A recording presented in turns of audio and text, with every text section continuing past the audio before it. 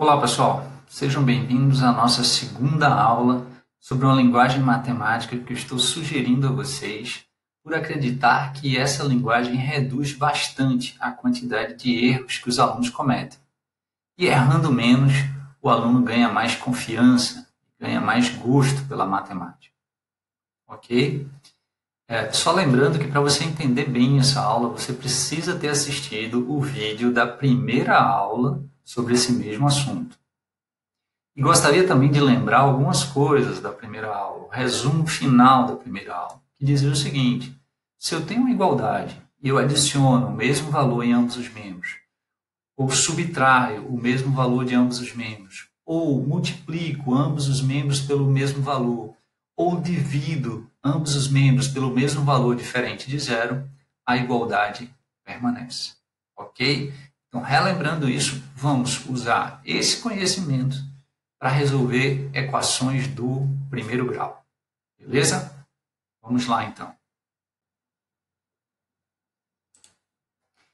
Olha só, tenho aqui uma equação do primeiro grau, x mais 7 igual a 9. Meu objetivo é isolar o x. Tem alguém atrapalhando. Esse alguém é o 7. Está atrapalhando e está atrapalhando com uma adição. Para deixar o x isolado, já que o 7 está atrapalhando com uma adição, eu vou atuar com a operação inversa da adição, que é a subtração. Então, eu vou subtrair 7 de ambos os membros. Ok? Então, vai ficar subtraindo 7 de ambos os membros, eu vou ter o quê? No segundo membro, que eu tinha 9, 9 menos 7 dá quanto? Dá 2. E x mais 7 menos 7 vai dar quanto? Ora, vai dar x. Por quê?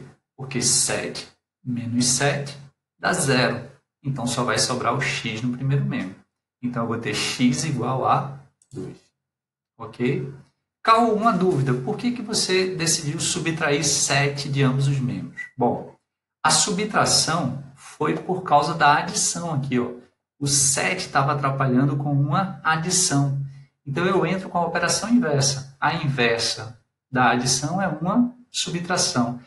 Tá, ok. Então, você subtraiu porque é a inversa da adição. E por que você subtraiu 7? Eu subtraí 7 porque o valor que estava atrapalhando era justamente 7. Ok? Então, vamos lá.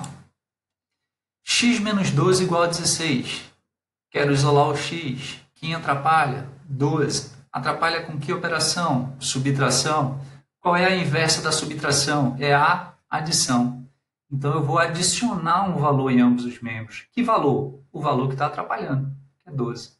Então, olha só, decidi adicionar 12 em ambos os membros. E aí, veja como fica fácil o segundo membro. Se eu tinha 16 e eu adiciono 12, vai para quanto? 28. Então, o segundo membro vai dar 28. E o primeiro membro, se eu tinha x menos 12 e eu adiciono 12, vai dar quanto? Vai dar x. Por quê? Menos 12 mais 12 dá quanto? 0. Então, o resultado vai ser x igual a 28. Olha só. Ok? Mais uma. X sobre 3 igual a 5. Quero isolar o x. Quem atrapalha? 3. Está atrapalhando com que operação? Divisão. Qual é a inversa da divisão? Multiplicação. Então, o que eu vou fazer? Eu vou multiplicar um valor em ambos os membros. Que valor? 3. É o valor que atrapalha. Então, olha só, eu vou ter x sobre 3 igual a 5, equação toda multiplicada por 3. Detalhe, antes de continuar, eu queria colocar a seguinte observação. Olha só, que veja, o x sobre 3 aqui está sendo multiplicado por 3. Vamos analisar isso separadamente. Se eu tenho x sobre 3 multiplicado por 3, isso é a mesma coisa que x vezes 3, isso tudo dividido por 3, que é a mesma coisa que x vezes 3 sobre 3. Essas três representações são equivalentes. Você pode utilizar qualquer uma delas. A que eu acho mais difícil de raciocinar é a primeira. Ok? A que a maioria dos alunos mais usa é a segunda. né? Eles multiplicam em cima para depois dividir. A que eu acho mais útil é a terceira. Tá? E aí, na verdade, deixa eu até esclarecer melhor uma coisa. O que está acontecendo aqui?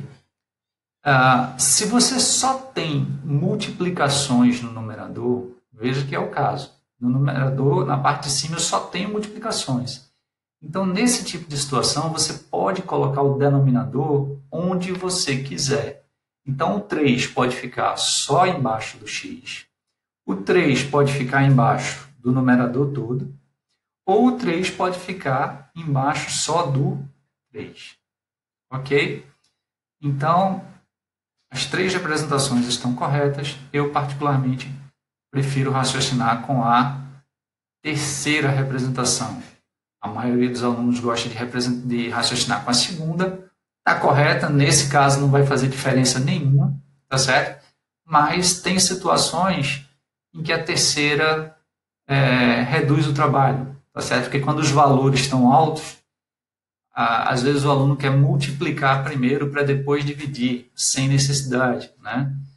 Ele pode dividir logo para depois multiplicar, ok? Mas nesse caso, tanto faz a segunda ou a terceira.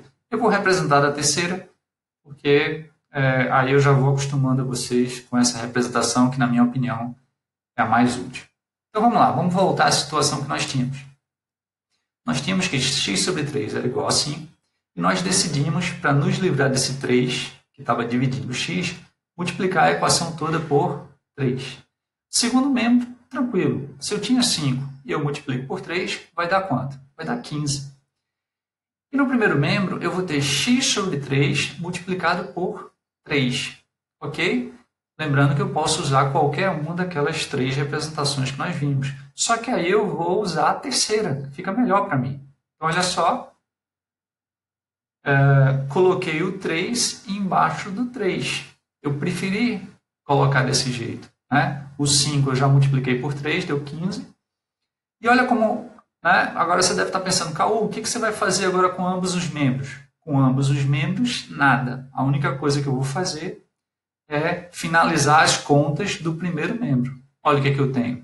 3 dividido por 3, que dá 1. E esse 1 vezes x vai dar quanto? X.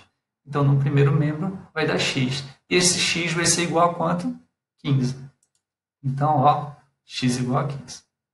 Ok, pessoal? Finalmente, a última equação dessa aula. 8x igual a 5. Tá? Eu quero isolar o x. Eu tenho um 8 ali que está atrapalhando, e ele está atrapalhando com uma multiplicação. E a inversa da multiplicação é a divisão. Então, eu vou dividir ambos os membros pelo valor que está atrapalhando. Eu vou dividir ambos os membros por 8. Olha só. O que vai acontecer? No primeiro membro, 8x dividido por 8 vai dar quanto? Vai dar x. E no segundo membro, 5 dividido por 8 vai dar 5 sobre 8, ou 5 oitavos. Olha só. Poxa, Caú, 5 oitavos? Será que não está errado isso aí? Vejam só. Muitos alunos acham que quando o resultado dá uma fração tem algum erro. Pessoal, para nós, na matemática, 5 oitavos é um número como qualquer outro. Tá? Claro que os alunos muitas vezes preferem números inteiros, né? Por exemplo, 7, 14, 2, 0, menos 1, menos 4, ok? Tudo bem, você pode ter suas preferências pessoais, ok? Mas saiba que 5 oitavos é um número na matemática como qualquer outro. Então não tem nenhum problema o resultado dar 5 oitavos. Então, eu posso dividir 5 por 8 e o resultado dá um número decimal? Poder você pode, mas na matemática existe uma certa preferência pela fração.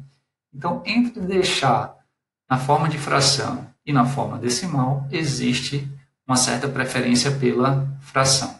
E outro detalhe é o seguinte, eu estou parando por aqui porque essa fração é irredutível. Não dá para simplificar mais do que isso. Se desse para simplificar, eu simplificaria. Ok, pessoal? Então era isso que eu queria passar para vocês na aula de hoje. Grande abraço, até a próxima.